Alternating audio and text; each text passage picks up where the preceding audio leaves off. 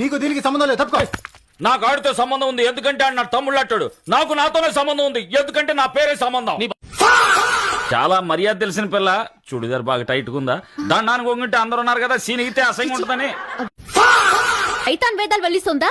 వచ్చిందిరా ఈవిడికి మాత్రం వేదాలు సైతాన్ వల్లిస్తుంది. అంటే ఏమిటి? ఏమంటే ఆరాలు తీయకూడదు, వినూరుకోవాలి. వెనకడు కోడు తుపాకి లేకపోయినా లపాకి కావాలన్నా అంట.